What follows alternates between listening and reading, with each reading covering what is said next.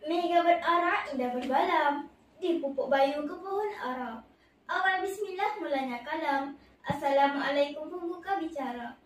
Izinkan saya memperkenalkan diri saya terlebih dahulu.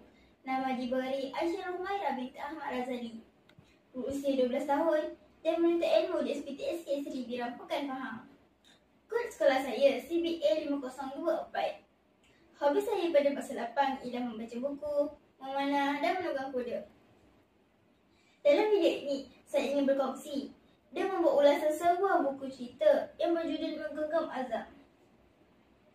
Buku siri motivasi ini menceritakan kisah seorang pelajar lelaki bernama Ridwan yang berazam ingin menyambung pelajaran di mata perendasan Semara selepas mendapat keputusan UPSR. Buku 54 muka surat ini hasil penal Jamilah Haji Hujang, diterbitkan pada tahun 2009 oleh Hasrat Moni. Buku ini sangat menarik kerana terdapat banyak nilai-nilai murni dan pengajaran yang boleh diambil sebagai contoh dalam kehidupan harian kita. Ridwan seorang anak yang baik dan pelajar yang pintar. Menggenggam azab, hendak sama belajar di mata perendasan Semara untuk mengubah nasib keluarganya yang susah setelah kematian ayahnya. Tetapi, Ridwan juga risau jika dia ditawarkan ke MRSM akan menyusahkan ibunya kerana memerlukan perbelanjaan yang banyak. Oleh kerana itu, pada cuti hujung minggu, Ridwan akan mengutip telur itik belaannya dan sayur-sayuran di kebunnya untuk dijual kepada peraih bagi menampung perbelanjaan persakalan Ridwan 3 beradik. Pada suatu hari, semasa Ridwan pulang dari sekolah, Ridwan ternampak sebuah kereta berhenti di bawah jalan. Ada seorang lelaki berusia 50-an dan kesakitan di tempat memandu. Kerana sikap prihatin, Ridwan nekat membantu lelaki itu dengan memberikan lelaki itu ubat seperti yang diminta lelaki itu. Selepas itu, Ridwan menghubungi bantuan 999.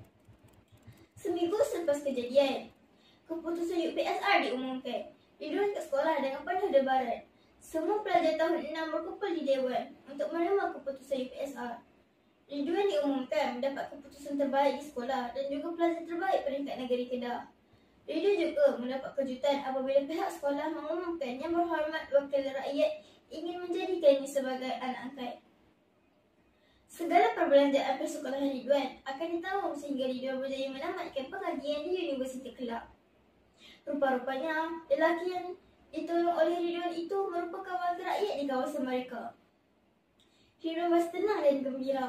Dia terbayang masa depannya dan menggenggam azab akan berusaha dengan lebih bersungguh-sungguh pada masa yang akan datang untuk lebih berjaya. Nilai murni dan pengajaran yang terdapat dalam buku ini ialah kita janganlah mudah berputus asa dan perlu rajin berusaha serta bersungguh-sungguh untuk lebih berjaya. Kesimpulannya, nilai murni yang diselitkan di dalam buku ini dapat memberi semangat dan memupuk kepribadian pembaca. Sekian, terima kasih. Wabillahi taufiq wal hidayah. Wassalamualaikum warahmatullahi wabarakatuh.